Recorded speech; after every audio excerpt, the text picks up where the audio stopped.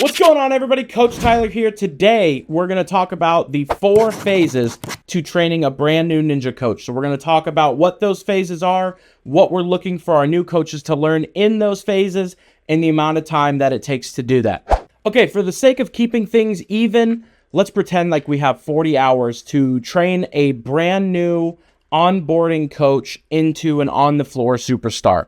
This is the system that we use for all of our coaches and all of our training. However, some people learn faster, some people learn slower, so feel free to adjust as needed.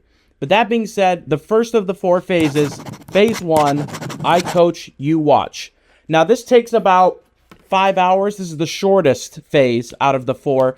And the biggest thing here is we want them to start to understand the general class agenda. We want them to get to know your rotation schedules, or what they're doing in each segment of class. We want to be able for them to identify, here's the warm-up. Here we go to our bars area or our rig, and we're working on Ninja Warrior. And over here, we're working on our gymnastic skills. And over here, we're practicing our parkour vaults.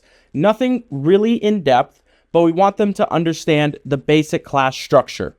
Additionally, we want them to also learn about all of our before and after class activities, right? Making sure our equipment is set and ready for the kids that are coming in for this specific class.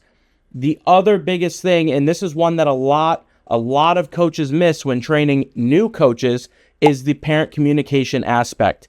Parent communication is a trainable skill, just like all of the actual skills that we teach, but we want to encourage from the absolute get-go that they're out here talking to parents before and after class. So have your new hires and your new coaches start to get comfortable in that environment. Be out at the front door, shaking hands, building relationships with these kids, with these parents, and making sure that these parents can actually start to put a face to the name of who is in charge of their kids during this class slot.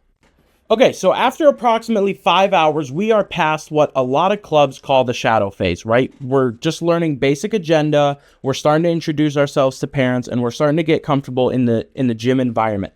That brings us to phase 2. Now, phase 2 is one of the meatier phases, I would say, in that 40-hour analogy. We're looking at approximately 10 hours, and our goal here is skills and techniques, okay?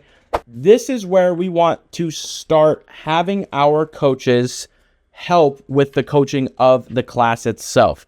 This phase, phase 2, we call I coach, you help. And so this way, in this scenario, I would start to give them one singular station in the rotation that we're doing. So if we're doing a gymnastics-based rotation and we have some wedges and some panel mats, I might have them do the forward roll station. And they're simply in charge of teaching and spotting the forward roll. This is where they're going to start to learn the actual mechanics of how the body moves and how these kids start to understand the way that space works around them, right? So it's with phase 2 that your coaches are going to start really getting the meat and potatoes of what it is they're coaching. That brings us down to phase 3, which is you coach, I help. This is probably the biggest phase and where we spend the most time. In our 40-hour analogy, I would probably spend about 15 hours here.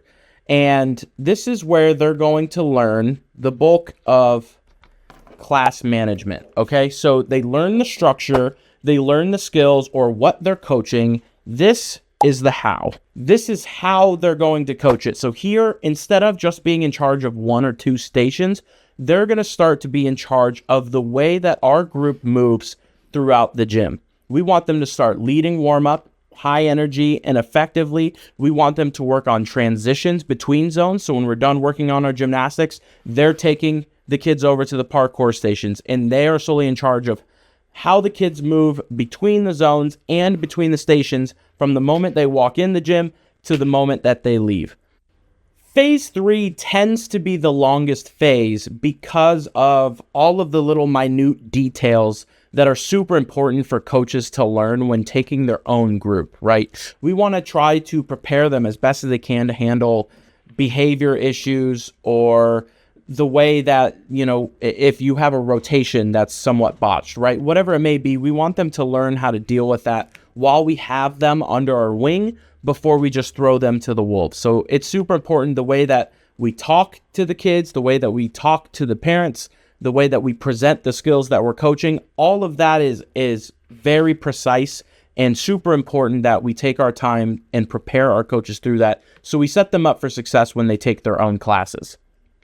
So that brings us to phase 4. This last phase will take about 10 hours before you cut them loose, but this one is you coach, I watch. And this phase is the unofficial final exam for your new coaches to have you on the floor with them while they coach the entire class front to back. And you want to get as real as possible, as if they were coaching by themselves. I mean, try to let them handle every single kid, every single skill, every single station, every single rotation on their own from the very start of the class to the very end of the class. I pulled a sneaky because I said there's 4 phases to training a new ninja coach, but really there's 5. And there's not really a set amount of hours or even tasks to accomplish in phase 5. And the reason for that is because it's important for your coaches to understand and to literally have this conversation with your coaches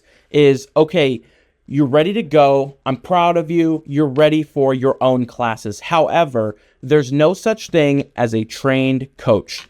Yes, you're base level trained in safety and our policies and procedures and operations. You're ready to take your own kids. However, you're still at the floor. There's still a ton of things to learn. You can always improve. You can always do better. There's always someone out there to learn from. And all of the best coaches that I know are the ones that are consistently out there and actively learning. And it becomes what they live and breathe.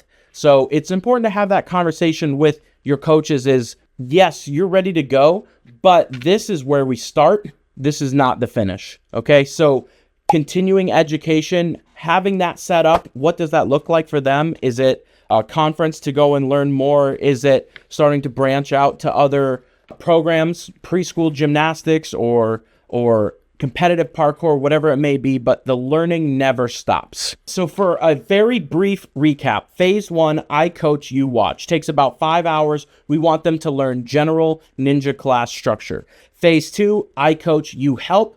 Now they're learning the bulk of the actual skill technique themselves, and what we're coaching takes about 10 hours.